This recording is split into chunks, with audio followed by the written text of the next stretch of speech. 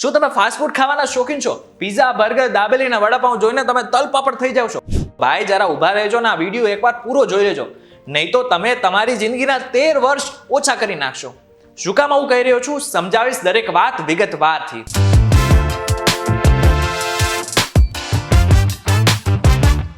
નમસ્કાર, આપ આવી ગયા છો vtvgujarati.com પર ને હું છું આપનો દોસ્ત કરણ. તમે જ્યારે બજારમાં રેસ્ટોરન્ટ કે ફાસ્ટફૂડની લારી જોશો તો ત્યાં તમને ભીડ જોવા મળશે. અને આ ભીડમાંના એક વ્યક્તિ તમે પણ હશો કદાચ. તમને પણ ફાસ્ટફૂડ ખાવાનો ચસ્કો હશે.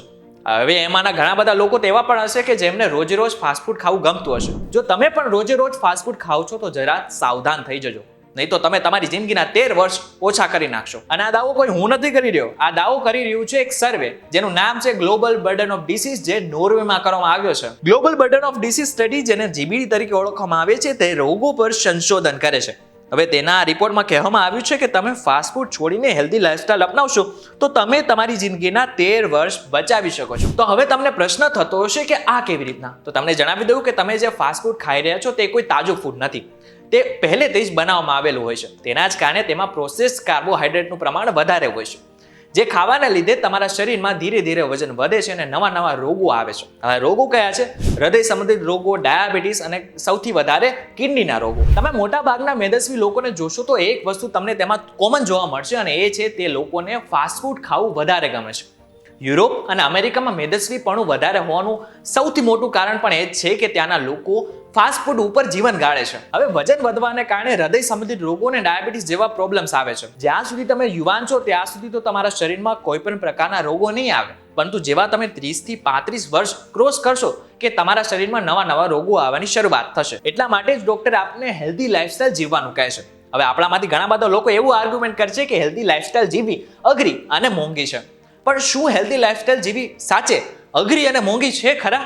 હેલ્ધી લાઇફસ્ટાઇલ જીવવા માટે 3 વસ્તુ સૌથી મહત્વની છે. પહેલું પૌષ્ટિક આહાર, બીજું પૂરતી ઊંઘ અને ત્રીજી કસરત. હવે આ બધામાં પૌષ્ટિક આહાર ખૂબ મહત્વનું હોય છે. હવે આપણામાંથી ઘણા બધા લોકોને એ પ્રશ્ન થતો હશે કે પૌષ્ટિક આહાર એટલે શું? તો તમને જણાવી દઉં કે પૌષ્ટિક આહાર એટલે એવું ફૂડ, એવું ભોજન અને એવું આહાર જેમાં વિટામિન્સ, પ્રોટીન, ફાઈબર અને હેલ્ધી ફેટ પૂરતા પ્રમાણમાં હોય, જેના લીધે તમારું શરીર મજબૂત બને. હવે આ પ્રોટીન, ફાઈબર, વિટામિન્સ અને હેલ્ધી ફેટ ક્યાંથી મળે તેની વાત કરી લઈએ. તો પ્રોટીન આપણને, જો તમે વેજીટેરિયન છો તો તમને દાળ, દૂધ અથવા દૂધથી બનતો ખોરાક, કઠોળ, નટ્સ વગેરેમાંથી મળે છે. જો તમે નોન વેજીટેરિયન છો તો તમને ચિકન, મટન અને એગ્સમાંથી મળી જાય છે. જ્યારે ફાઈબર તમને ફળો, ભાત, શાકભાજીમાંથી મળી જાય છે. વિટામિન્સ તમને દૂધ, દહીં, ઈંડા, ટમેટા વગેરેમાંથી મળે છે.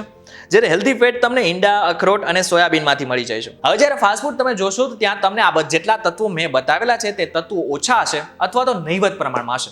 તેના જ કારણે તમારું શરીર ધીરે ધીરે વજન વધારે છે અને બાદમાં નવા રોગો આવે છે. ત્યારે હવે તમને સમજાઈ ગયું હશે કે કેવી રીતના ફાસ્ટફૂડ ખાઈને તમે તમારી જિંદગીના 13 વર્ષ ઓછા કરી રહ્યા છો.